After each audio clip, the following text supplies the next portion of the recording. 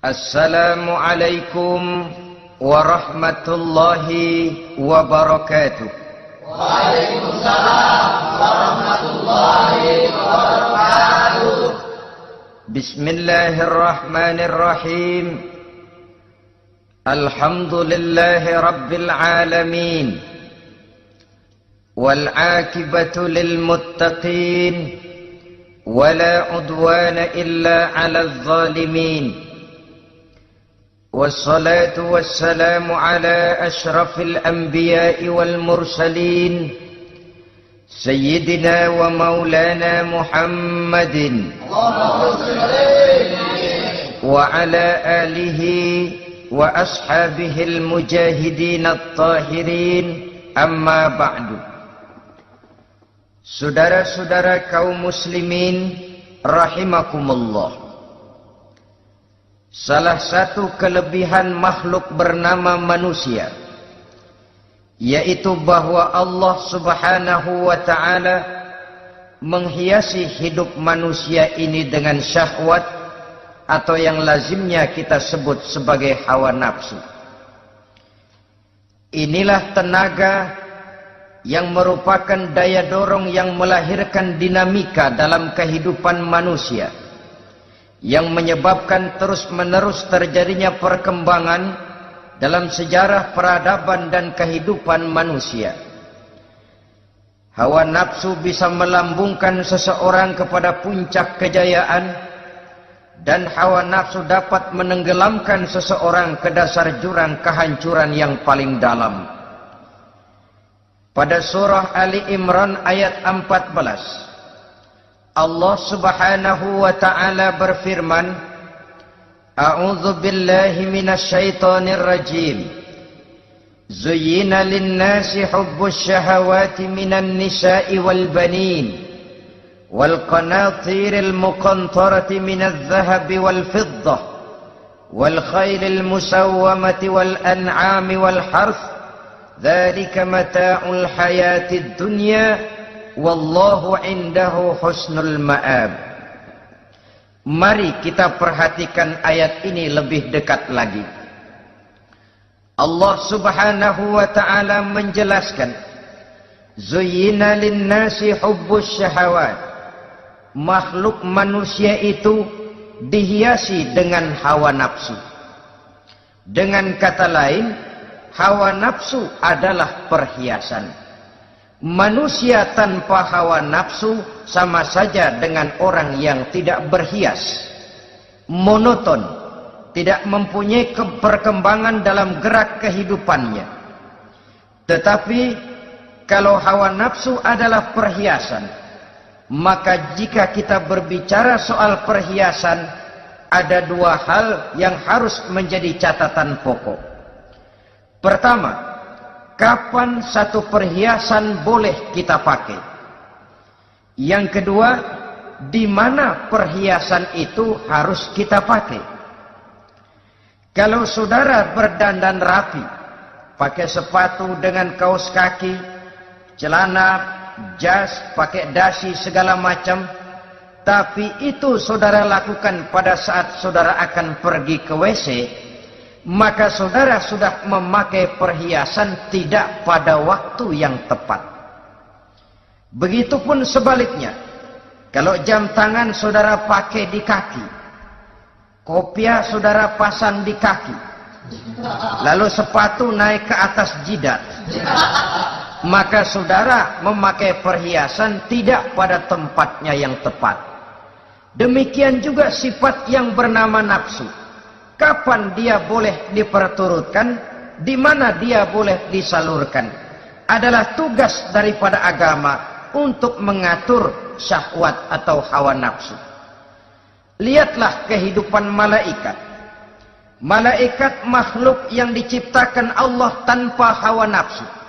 Maka kehidupan malaikat monoton. Malaikat tidak mempunyai peradaban dan kebudayaan. Malaikat adalah makhluk yang secara instingtif diciptakan untuk berbakti, tidak punya alternatif atau pilihan lain. Saudara lihat, Ada malaikat yang sejak diciptakan diperintahkan untuk sujud, sujud saja sampai sekarang enggak bangun-bangun. Ada malaikat yang sejak diciptakan diperintahkan untuk tasbih, tasbih saja, yang lain tidak. Ada malaikat yang sejak diciptakan diperintahkan mencabut nyawa, nyawa saja urusannya, yang lain tidak. Pekerjaannya monoton. Tetapi memang karena tidak ada hawa nafsu, tidak ada kecenderungan malaikat untuk nyeleweng. Belum pernah kita dengar misalnya ada malaikat Jibril korupsi ayat. Ini kelihatannya ayat bagus ini, nggak usah disampaikan kepada bawahan Muhammad, dipakai sendiri saja. Tidak. Kita belum pernah dengar malaikat maut keliru mencabut nyawa orang yang belum waktunya modar. Belum pernah. Malaikat itu ibadun mukramun la ya'sunallaha fima amarahum wa yaf'aluna ma yu'marun. Maka kehidupan malaikat adalah monoton. Dinamika tidak ada, peradaban dan kebudayaan juga tidak ada. Andai kata bumi dan seluruh isinya diserahkan kepada malaikat untuk mengisinya, barangkali saudara tidak akan pernah kenal jembatan Semanggi, saudara tidak akan pernah kenal Monas, gedung-gedung bertingkat, gedung-gedung pencakar langit. Semua yang menggerakkan itu adalah karena manusia mempunyai hawa nafsu. Nah, kemudian pada kalimat berikutnya Allah memberikan rincian. Apa nafsu kepada apa yang paling menonjol dalam kehidupan manusia itu? Pertama, minan nisa, hawa nafsu kepada perempuan. Ini tentu yang ditujukan laki-laki. Dimanapun saja makhluk bernama laki-laki, kalau dia normal, tidak impoten, mesti suka kepada perempuan. Itu wajar, bin pantas alias normal. Tetapi tadi saya katakan di awal, nafsu kepada perempuan adalah perhiasan. Kapan makainya, di mana makainya, itulah tugas agama memberikan tuntunan dan aturan.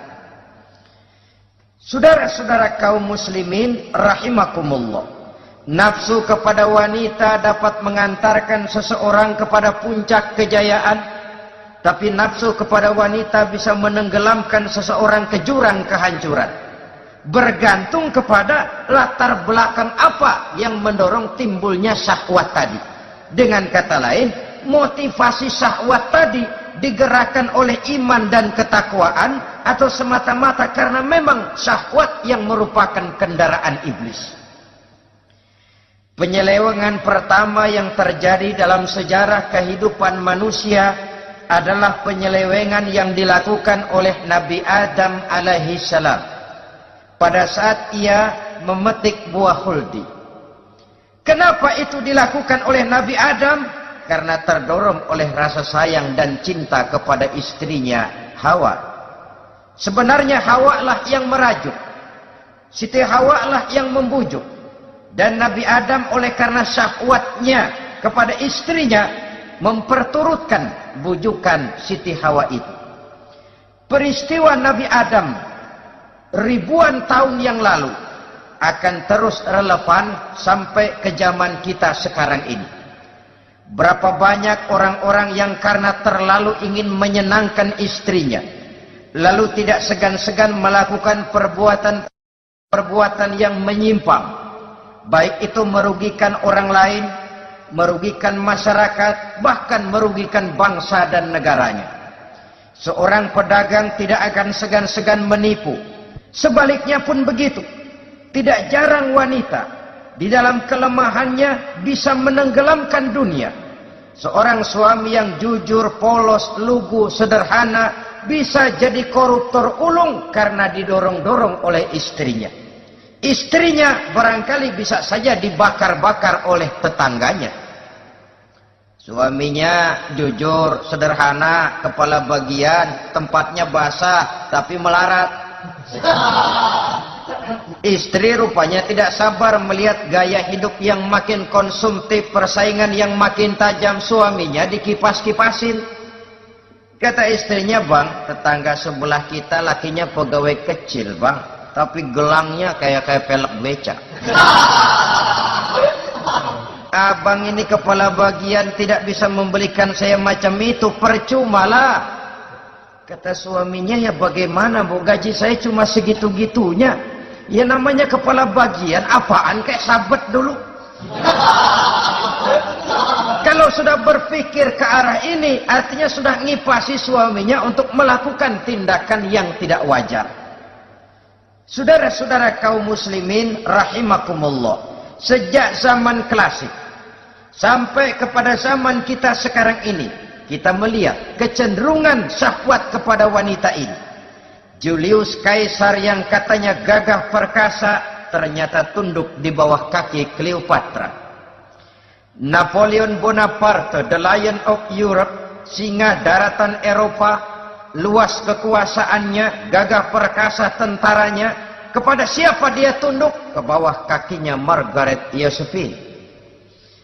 Demikianlah di zaman kita sekarang, kita melihat di Jepang, betapa Perdana Menteri Uno didesak mengundurkan diri dari jabatan Perdana Menterinya oleh karena terlibat skandal dengan geisha.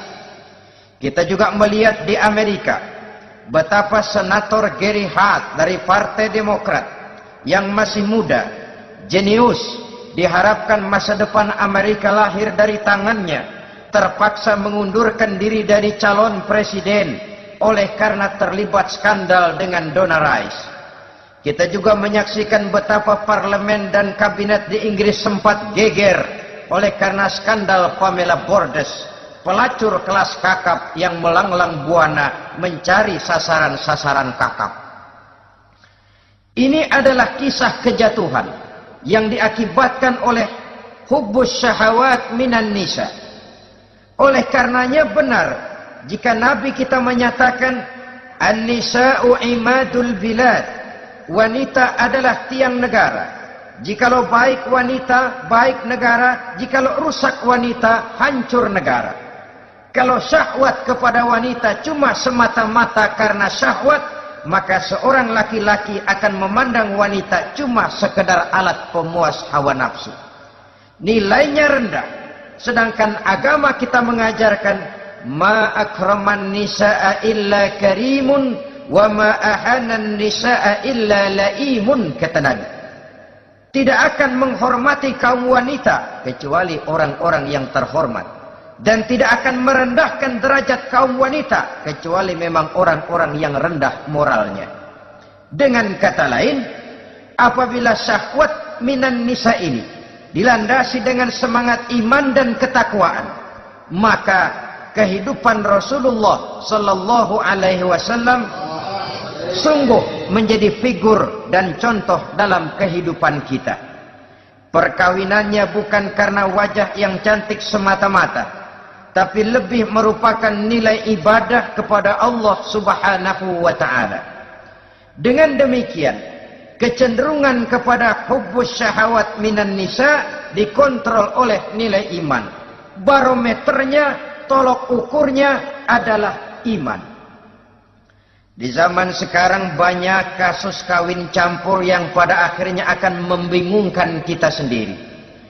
Padahal Al-Quran secara jelas dan tegas memberikan bimbingan.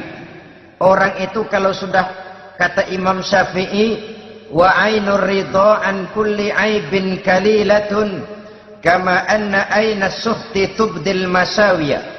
Mata kalau dibalut cinta dia buta terhadap nista. Tapi mata kalau dibalut benci hanya melihat yang keji-keji saja. Biasanya cinta kepada wanita memang bisa menimbulkan dorongan yang positif, tapi juga bisa membuat seseorang buta sama sekali. Dorongan yang positif paling kurang dari segi penampilan. Coba lihat lelaki kalau lagi demen perempuan, lenjeh banget kan. Sisiran rambutnya rapi, teriskaan bajunya lancip, sepatunya mengkilat, kantong celananya tebel, perkara anduk isinya bukan soal.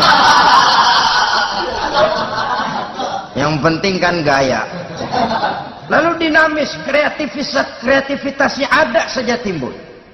Tapi pada sisi lain, jikalau orang sudah kehilangan pertimbangan, juga kadang-kadang tidak segan-segan mengorbankan akidah, mengorbankan nilai-nilai iman. Padahal ini taruhan utama, sampai Quran dengan tegas memberikan peringatan. Wala ammatun mu'minatun khairun min musyrikatin walau a'jabatkum. Perempuan budak yang hitam legam, kalau beriman itu lebih baik untuk dinikahi daripada wanita cantik berkulit kuning langsat tapi musyrik. Lebih baik budak yang hitam legam beriman daripada wanita cantik berkulit kuning langsat berhati bangsat. Tapi kita kadang kehilangan pertimbangan. Karena agama, karena cinta agama digadaikan. Karena cinta akidah terjual. Karena cinta keyakinan jadi korban. Ini semua penyakit yang datang dari hubbus syahawat minan nisa. Kecenderungan mengumbar nafsu kepada perempuan. Ini memang perhiasan, tapi bisa juga jadi bumerang dalam kehidupan manusia. Berapa banyak penyelewengan terjadi karena pengaruh wanita yang tidak bisa jadi bisa. Ini pengaruh di dalam kehidupan memang sedemikian besarnya. Sehingga saudara-saudara kaum muslimin, inilah yang perlu dikendalikan dalam kehidupan, kapan dan di mana. Kalau nafsu adalah perhiasan, kapan dan di mana perhiasan itu harus kita pakai. Di mana dia harus kita tempatkan. Begitu juga yang menyangkut soal perempuan. Kapan? Ya kapan tentu kalau sudah nikah. Di mana? Yang jelas bukan di depan umum.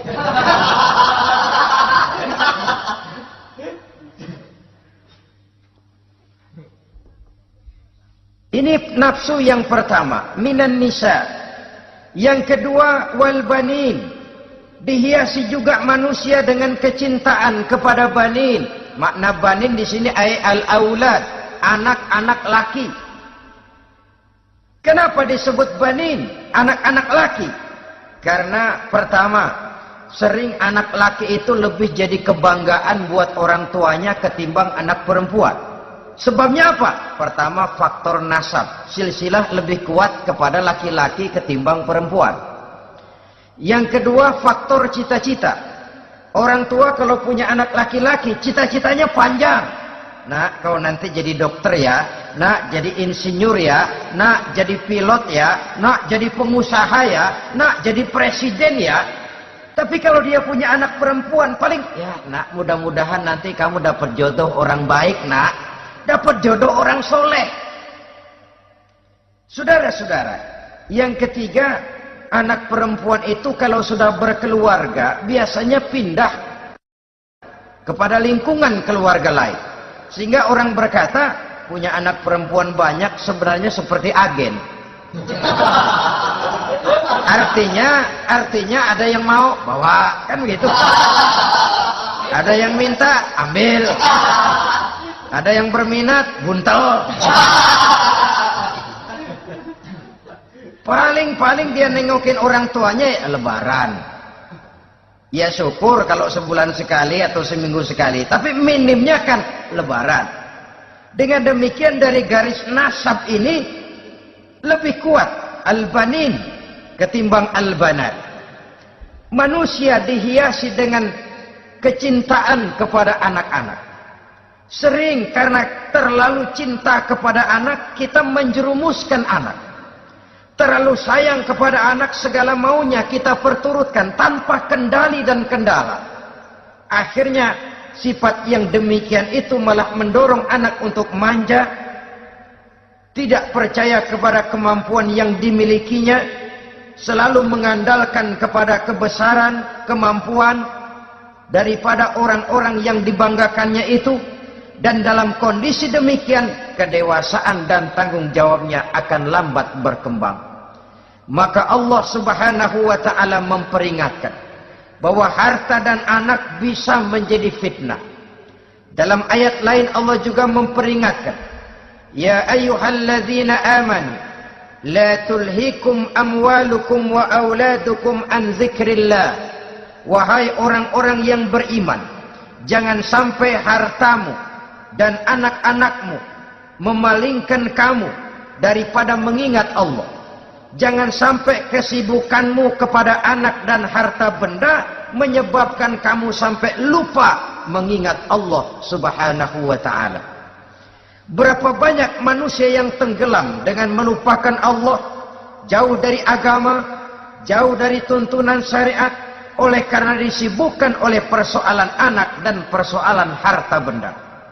Maka satu-satunya jalan, jikalau kita tidak ingin anak kita sampai memalingkan kita daripada mengingat Allah, nilai-nilai keimanan harus ditanamkan kepada mereka sedini mungkin.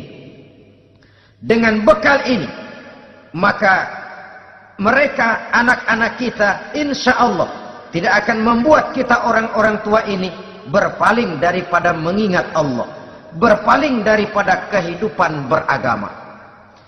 Memang karena anaklah kita orang tua peras keringat banting tulang, pergi pagi pulang sore cari nafkah. Karena anaklah kita orang tua, kepala jadi kaki, kaki jadi kepala. Asal mereka bisa menikmati hari depan yang lebih baik dari yang kita nikmati sekarang ini. Tapi berapa banyak juga orang-orang tua yang tidak sadar akan amanah berupa anak ini. Mereka lalai, mereka bersikap masa bodoh, padahal tidak akan ada yang tidak dipertanggungjawabkan di hadapan Allah Subhanahu wa ta'ala. Orang tua bisa mendapat pensiunan pahala kalau anaknya tumbuh menjadi anak yang soleh. Tetapi orang tua pun bisa saja masuk neraka karena anaknya menjadi anak yang kurang ajar dan orang tuanya sama sekali tidak pernah memberikan pendidikan yang sebagaimana mestinya. Saudara-saudara kaum muslimin rahimakumullah, kita tentu berharap memperoleh pensiunan pahala dan bukan mendapat tambahan dosa dari kekurang ajaran anak-anak kita akibat kita sebagai orang tuanya tidak pernah mau mendidik mereka. Dalam hadis ada diriwayatkan, ada anak kurang ajar, sembahyang tidak, puasa ibadah tidak, kenal Allah tidak, beriman pun tidak, dosa kelewat banyak, kejahatan berkarat. Di akhirat nanti disidang dia, ditanya, kamu kenal siapa Tuhanmu? Tidak. Kamu tahu siapa nabimu? Tidak. Kitab sucimu apa? Tidak tahu. Kiblatmu di mana? Tidak ada. Kamu sholat? Tidak pernah. Kamu puasa? Tidak pernah. Wah, kalau begitu kamu rusak sekali. Kamu neraka. Anak ini mengajukan protes. Saya menuntut keadilan. Benar saya tidak kenal siapa Tuhan saya. Saya tidak tahu apa kitab suci saya. Saya tidak pernah mendirikan sholat. Tidak pernah melaksanakan puasa. Pendeknya tidak ibadah dan tidak iman. Tapi semua itu terjadi sebab-sebabnya tidak lain karena orang tua saya tidak pernah mendidik dan mengajarkan saya. Orang tua saya tidak pernah mengarahkan saya ke jalan itu. Sampailah saya seperti keadaan yang sekarang ini. Orang tua saya enak-enakan ngaji, saya teler diantepin aja. Orang tua saya memegang kitab, saya megang botol. Dia tahu, dia diam saja. Dia tahu dan dia tidak memberikan peringatan. Karena orang tua saya lah, maka saya jadi seperti sekarang ini. Kalau saya harus masuk ke dalam neraka, saya menuntut keadilan agar orang tua saya juga ikut bersama saya gabung ke dalam neraka. Orang tuanya yang baik-baik dipanggil, sudah mau berangkat ke surga nih orang tua, dipanggil, "Ntar dulu mas, ini dulu." "Mau kemana? Gancang banget." "Surga pak." "Nanti dulu, urusan belum beres." "Ini benar anakmu ini?" Dilihat anaknya, iya anak saya ini. Waktu di dunia nggak pernah diajarin ngaji, nggak pernah. Sampai dia nggak kenal Tuhannya, nggak kenal nabinya, nggak kenal kiblatnya, nggak kenal kitabnya. Iya. Dia sembahyang, kamu diam, dia nggak sholat, kamu diemin aja. Iya kali. Kenapa pakai kali? Yang benar ngomong. Ramadan dia nggak puasa, kamu nggak tegur, kamu diam saja. Iya. Wah, kamu nggak tanggung jawab. Kamu tahu anak itu adalah amanah. Menyia-nyiakan amanah adalah khianat. Khianat adalah dosa besar. Jadi bagaimana saya? Ya kamu gabung sama anakmu, join ke neraka berdua bareng. Lantaran kamu tidak mau mendidik mereka, anak-anakmu, maka jadilah anak-anakmu seperti sekarang ini. Saudara-saudara kaum muslimin rahimakumullah. Sebaliknya, jikalau anak-anak kita yang kita cintai ini, yang merupakan buah hati belahan jantung, tumbuh dan berkembang menjadi anak-anak yang soleh, yang bermanfaat bagi masyarakatnya, bagi agama, bangsa dan negaranya, kita orang tuanya bolehlah tentram menerima pensiunan pahala. Menerima pensiunan pahala dari kesolehan anak yang ditinggalkannya. Alangkah nikmatnya mendapat pensiunan pahala. Terbaring kita di bawah pohon kemboja, nilai kebaikan kita dikenal orang, nama kita akan tetap hidup. Oleh karena kita meninggalkan anak-anak yang tumbuh menjadi generasi yang soleh, bukan anak yang salah. Oleh karenanya, kecintaan kepada anak jangan sampai membuat kita lalai dari mengarahkan mereka kepada kehidupan beragama. Di zaman sekarang ini, kecenderungan kita mengarahkan anak pun sudah kepada kecenderungan yang berbau materialistis. Maka yang ramai bagaimana anak bisa mengejar program MBA, Master of Business Administration, supaya keluar bisa jadi manajer. Bagaimana anak lalu kursus komputer, supaya keluar menjadi tenaga yang canggih di bidang komputer. Ya, kalau dia perempuan cantik, bagaimana dia bisa masuk Akademi Sekretaris and Management, supaya bisa jadi sekretaris. Atau bagaimana dia bisa masuk sekolah nyanyi, supaya nanti jadi penyanyi dengan tarik suara, uang lalu mengalir ke dalam kocek jutaan nilainya.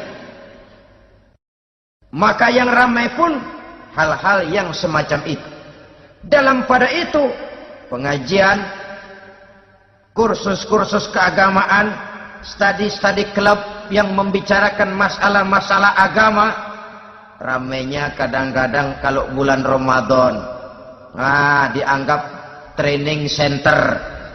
Ya lumayan, daripada tidak sama sekali mah lumayan. Tapi dengan demikian ini kan merupakan bagian terpokok dari kehidupan manusia. Alangkah idealnya jika dia mengantongi gelar MBA, Master of Business Administration, tapi punya nilai iman yang tangguh, ahli komputer tapi punya keyakinan beragama yang mantap. Saudara-saudara kaum muslimin rahimakumullah, kecintaan kepada anak-anak sering mendorong seseorang untuk menimbulkan sifat nepotisme. Segalanya serba garis keturunan. Sejak ia jalur birokrasi sampai ke dalam kehidupan sehari-hari, nepotisme ini bisa terlihat. Orang kehilangan kondisi objektivitasnya. Mampu atau tidak soal lain, bidangnya atau tidak bukan soal. Yang penting masih ada hubungan keturunan. maka timbullah tumpang tindih untuk sesuatu pekerjaan yang tidak sesuai dengan kemampuan dan keahliannya.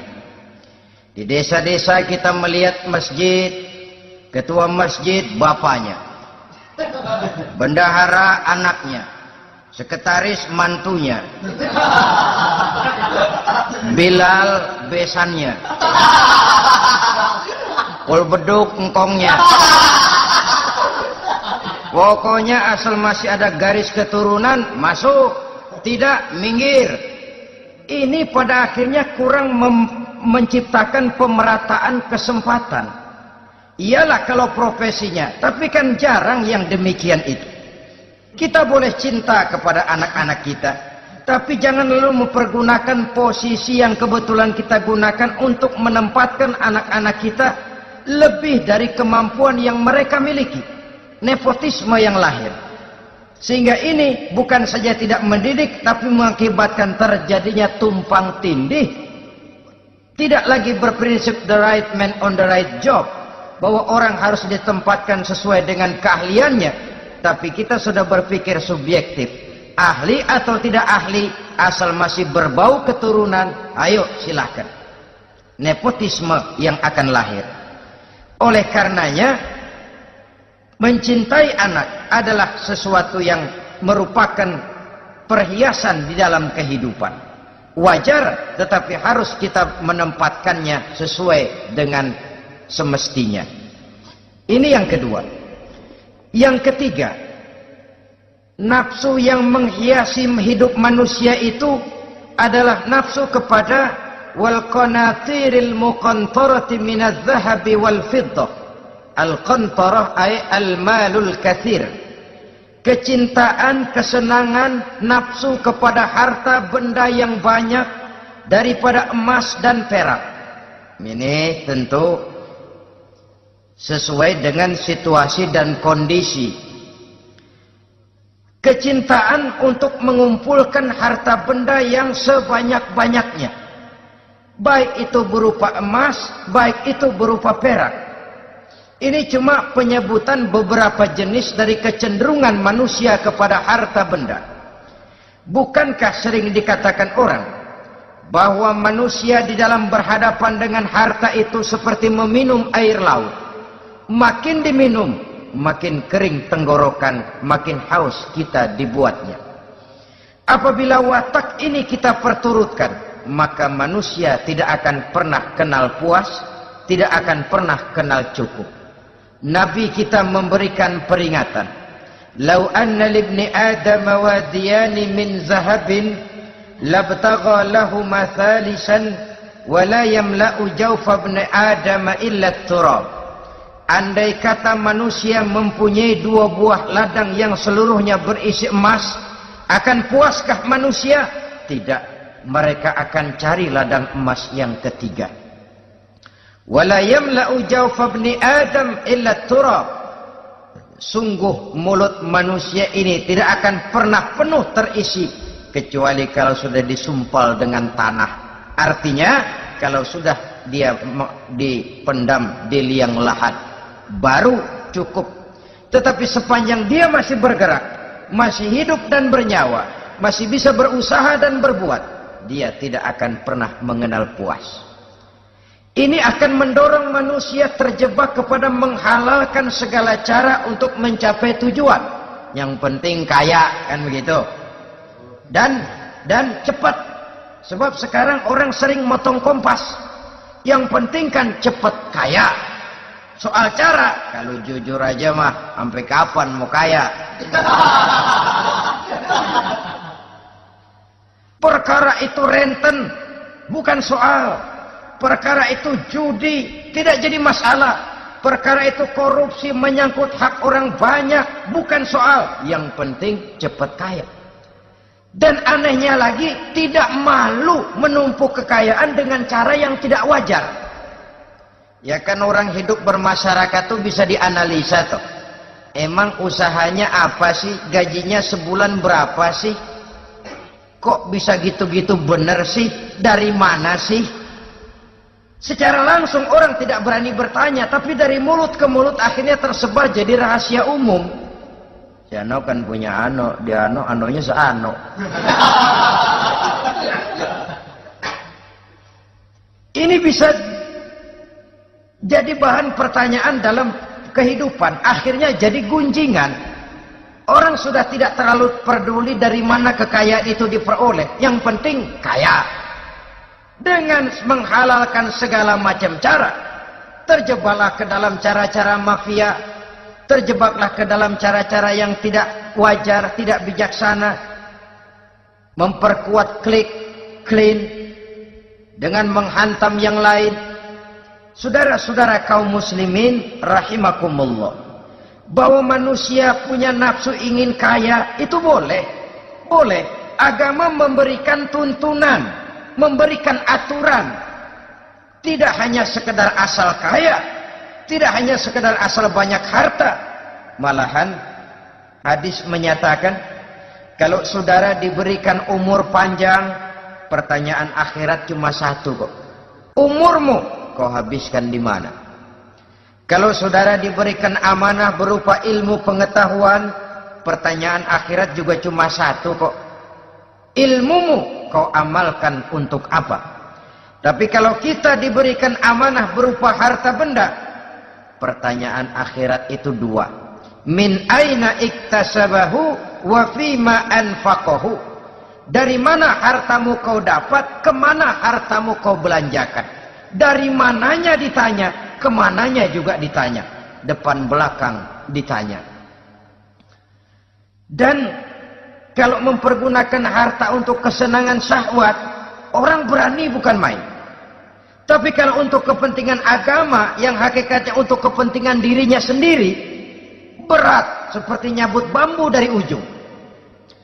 Orang kalau menyumbang masjid 100.000, itu kan zohirnya memberikan panitia masjid. Tapi hakikatnya kan dia nabung buat dirinya sendiri.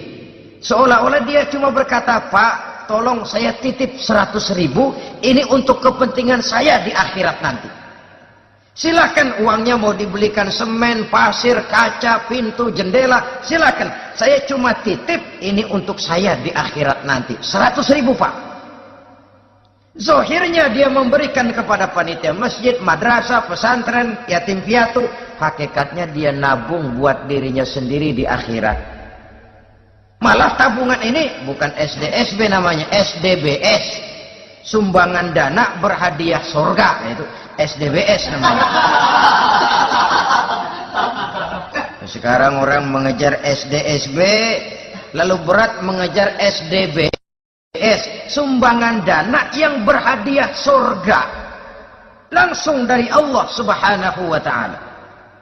Coba kalau dia main golf, sewa lapangan golf itu 400-500 ribu sebulan, paling 4-5 kali main. Beli stick golfnya saja sampai jutaan. Datang panitia pembangunan masjid 100.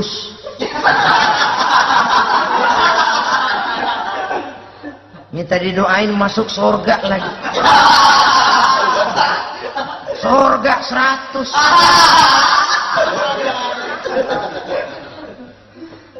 Saudara-saudara kaum muslimin rahimakumullah, kecintaan kepada harta benda yang banyak, baik berupa emas, berupa perak, mendorong orang untuk berlomba-lomba yang Allah peringatkan dalam Al-Quran, alhaakumut takatsur hatta zurtumul maqabir. Kamu telah lalai akibat kamu berlomba-lomba memperbanyak materi dunia. Hatta zurtumul maqabir, sampai kamu dekat masuk ke liang kubur, baru rupanya sadar bahwa perlombaan ini tidak akan pernah sampai ke garis finish. Betapapun jauhnya rally Paris-Dakar, garis finishnya ada. Betapapun hebatnya medan yang ditempuh, buasnya gurun pasir Afrika, garis finishnya pasti ada. Itu kan rally yang terbuas di dunia katanya, Paris-Dakar. Tapi garis finishnya ada. Namun jikalau kita berlomba memperbanyak harta, kita tidak akan pernah sampai ke garis finish. Yang kecil-kecilan aja dah. Kalau orang ditanya, kamu kenapa sih belum mau sembahyang? Ya bagaimana mau sembahyang Pak, tinggal di Jakarta masih kontrak. Saban habis tahun diubur-ubur yang punya rumah. Kalau punya rumah sendiri walaupun kecil-kecilan saya mau ibadah Pak.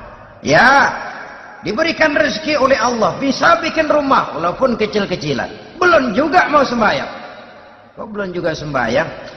Iya Pak, rumah emang udah punya sendiri, cuman kecil Pak. Atasnya atap, kalau hujan aja bocor.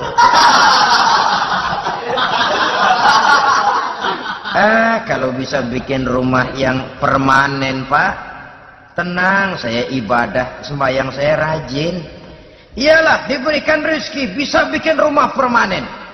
Bagus rumahnya. Lain lagi. Iya, rumah sudah permanen, tembok, ubin, cuman isinya belum ada Pak, perabotannya. Duh. Kalau punya peralatan rumah tangga yang memadai, tenang, saya ibadah. Diberikan juga rezeki, bisa beli perabotan rumah tangga yang lumayan. Di atas tekelnya sudah pakai karpet, mebelnya spaghetti, tempat tidurnya alga spring bed dan lopilo. Ada kulkas, ada TV, di sebelah TV ada kunci mobil. Kuncinya mobilnya.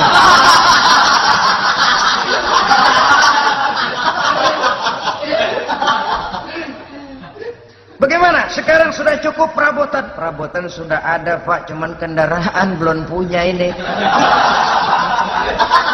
Kemana-mana masih ngukur jalanan aja. Kalau punya kendaraan enak, kemana-mana cepet Pak, mau ke masjid juga getap dah, rajin. Diberikan rezeki, bisa beli kendaraan. Lain lagi nanti. Sudah punya sepeda, pengen punya motor, kepengen punya mobil, kepengen punya pesawat terbang, pengen punya kapal induk. Sudah punya kebun, pengen beli sawah, sudah punya sawah, pengen punya gunung, sudah punya gunung, laut diborong. Perlombaan materi tidak akan pernah membawa kita ke garis finish. Karena sifatnya sangat abstrak, bahkan akan mendorong kita seperti gurita. Cenderung kepada penyakit tamak bin rakus alias serakah. Dengan demikian saudara-saudara, bahwa kecintaan kepada harta merupakan nafsu, dan nafsu itu adalah perhiasan, dia bisa menjadi daya dorong positif. Kalau dalam upaya memperoleh harta itu kita tidak akan keluar dari tujuan keridhaan Allah. Saya cari nafkah, tapi yang Allah ridho. Saya ingin kaya, tapi dengan cara yang Allah ridho. Ini kunci yang akan menyelamatkan kita manusia dari perangkap menghalalkan segala cara. Ini yang ketiga. Yang keempat, dihiasi manusia itu dengan nafsu kepada wal khailil musawwamah, kuda yang bagus, kendaraan yang bagus, kuda yang terpelihara. Al musawwamah ada yang mentafsirkan ar-ra'iyah.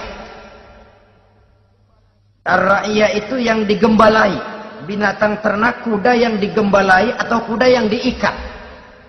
Artinya, kalau dulu kan yang namanya tuan-tuan tanah itu baru dibilang bejeger kalau kemana-mana naik kuda. Jet set zaman dulu itu udah kelompok jet set, itu kendaraan. Kalau sekarang baby benda, dulu mah kuda band.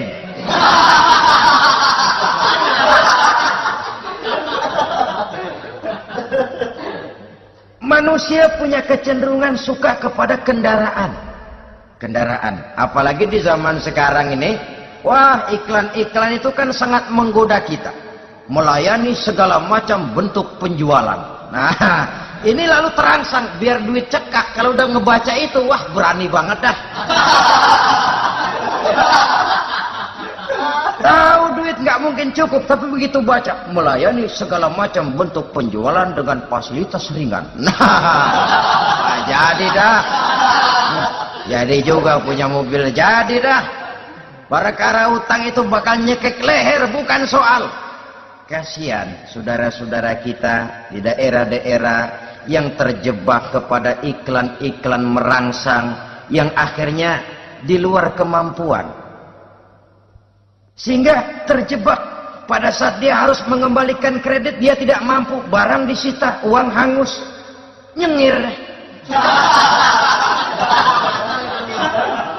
Bekipas sembari tahlil.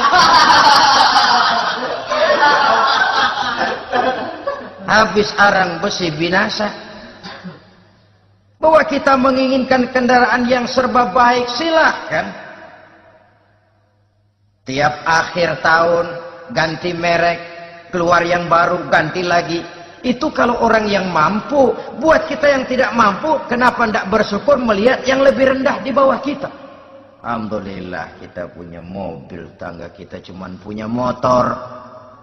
Yang punya motor, syukur kita punya motor bisa rada cepetan. Tangga sebelah punya sepeda, mana-mana kekejek mulu. Yang punya sepeda, alhamdulillah punya sepeda. Tangga sebelah kemana-mana jalan kaki. Yang jalan kaki, syukur masih bisa jalan. Temen sebelah lumpuh bertahun-tahun nggak. Yang lumpuh, alhamdulillah masih hidup. Tangga sebelah kemarin out, nggak balik lagi. Saudara-saudara, saya pikir menengok ke atas itu perlu supaya ada rangsangan kita untuk maju. Tapi menengok ke bawah pun juga lebih perlu agar kita mensyukuri yang ada dan tidak suudzon, tidak buruk sangka kepada Allah. Apa yang diberikan Allah kepada kita sekarang ini, itulah yang terbaik menurut Allah untuk kita. Saudara-saudara kaum muslimin rahimakumullah. Dahulu ada seorang pemuda, matanya buta.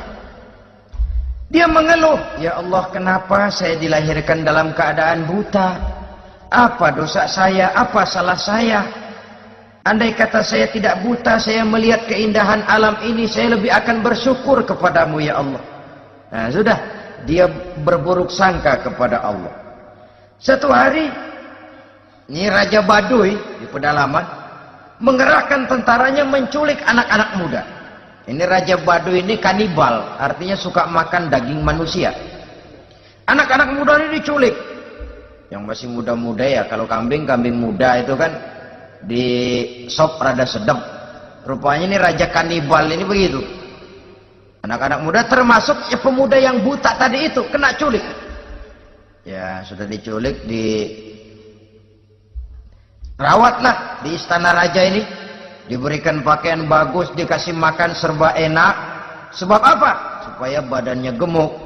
Setelah gemuk nanti dipotong di sop legit. Udah, kerjanya cuma makan tidur, fasilitas nikmat, tidur enak. Udah giliran dapat 1 bulan 2 bulan kemudian, ketika mau diambil anak-anak muda ini, raja sendiri yang milih mana yang disop duluan nih. Sampai giliran anak muda yang buta ini, raja geleng kepala. Yang begini mah buta, dagingnya nggak enak. Ini satu lepas aja, lepas. Saya mau makan daging orang buta, lepas aja. Pulang ini anak muda, batinnya bersyukur, sujud syukur, ya Allah, katanya untung saya buta. Coba kalau saya nggak buta udah habis saya disop.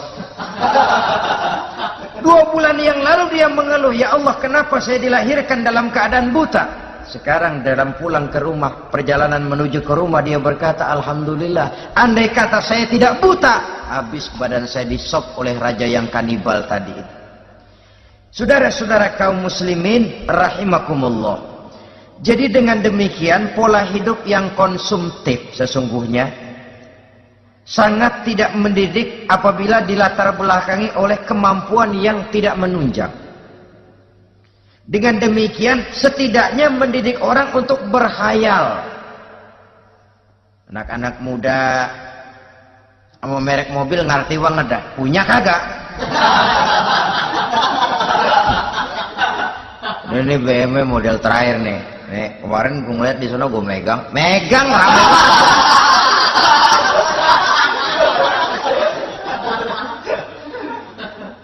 Tulul amal ini kalau tidak diimbangi dengan saluran yang positif, dia akan terjebak kepada penyakit tulul amal, panjang angan-angan. Baiklah ya, wal khailil musawwamah. Yang keempat, yang kelima maksud saya, wal an'am, cinta kepada binatang ternak. Manusia ini kan punya kecenderungan macam-macam. Setelah rumahnya bagus, hartanya banyak, kendaraannya cukup, ingin beternak. Jadilah peternak. Ini kecenderungan manusia, wajar saja sepanjang didapat dan dilakukan dengan cara-cara yang wajar. Wal hars, dan tumbuh-tumbuhan, bertani, bersawah, berladang, itu merupakan kecenderungan daripada manusia. Keseluruhan itu kata Allah, kecintaan kepada wanita, kepada anak, kepada harta benda, kepada kendaraan, kepada binatang ternak, kepada tumbuh-tumbuhan, zalika, semua itu mata'ul hayatid dunya, merupakan kesenangan hidup dunia. Berapa lama kesenangan hidup dunia? Sebentar, seumur manusia. Seumur manusia.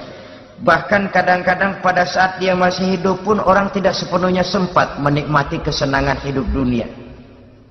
Apabila ajal datang, selesailah kehidupan dunia sampai di situ. Orang-orang kafir, buat mereka surganya di dunia ini.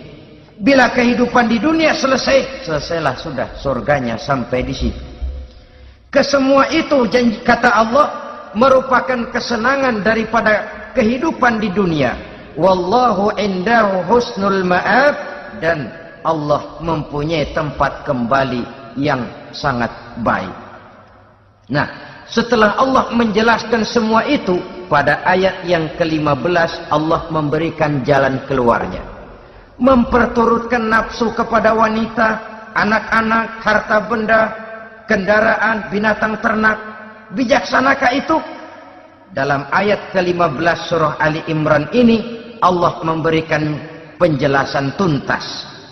Qul a'unabbi'ukum bi khairim min zalikum. Katakan kepada mereka Muhammad, maukah kamu aku beri kabar yang lebih baik dari semua itu? Lebih baik daripada kesenanganmu kepada wanita, kepada anak-anak, kepada harta benda, kepada kendaraan dan sebagainya. Mau kamu aku beritahu yang lebih baik daripada semua itu? Jawaban tentu mau. Kalimatnya bukan ukhbirukum, a'unabbi'ukum. An-naba itu berita yang besar. Lain dengan al-khabar, itu berita biasa saja. An-naba, sehingga pembawa berita disebut nabi. Dari naba yanbi, pembawa berita yang benar. A'unabbi'ukum, maukah aku tunjukkan kepada satu berita yang benar-benar besar dan benar-benar lebih baik dari yang semua disebutkan tadi. Apa jalan keluarnya? Lillazina taqaw 'inda rabbihim jannatun tajri min tahtihal anhar. Bagi orang-orang yang bertakwa kepada Allah, mereka akan mendapatkan surga yang di bawahnya mengalir sungai. Khalidina fiha, mereka akan kekal di dalamnya. Wa azwajun mutahharah, dan mereka mendapat istri-istri yang suci. Waridwanum minallah, dan keridhaan daripada Allah subhanahu wa ta'ala. Kalau kamu hai orang-orang yang beriman, kalau kamu hai manusia menyangka bahwa nafsu kepada wanita, anak-anak, mengumpulkan harta benda, kendaraan yang menarik, binatang ternak dan tumbuh-tumbuhan itulah yang lebih baik untuk kesenangan dunia. Memang itu kesenangan dunia. Tapi nih, seolah-olah kata Allah, nih, saya kasih tahu kamu, aku beritahu yang lebih baik dari semua itu. Apa? Takwa kepada Allah. Kecintaan kepada wanita. Kalau takwa dasarnya, orang nggak amburadul, nggak semrawut. Enggak, pokoknya gue masalah perempuan dan membuat terus. Tapi punya kaidah, punya norma. Demikian juga kepada anak-anaknya. Demikian juga kepada harta benda. Pokoknya asal harta, mau halal mau haram, tekuk terus udah. Semuanya dilandasi oleh taqau, lillazina taqau, oleh ketakwaan kepada Allah. Nah, ketakwaan ini akan menghasilkan apa? Inda rabbihim jannatun tajri min tahtihal anhar. Melahirkan, menghasilkan surga yang di bawahnya mengalir sungai-sungai. Saudara-saudara kaum muslimin rahimakumullah, jika kita menyangka bahwa wanita bisa memberikan kesenangan, iya, kesenangan dunia. Jika kita menyangka bahwa harta benda bisa memberikan kesenangan, iya, kesenangan dunia. Jika kita menyangka bahwa kendaraan bisa memberikan kesenangan, iya, kesenangan dunia. Tapi kita tidak cuma ingin itu, kita ingin itu semua juga bisa membawa kesenangan akhirat. Caranya landasi dengan takwa.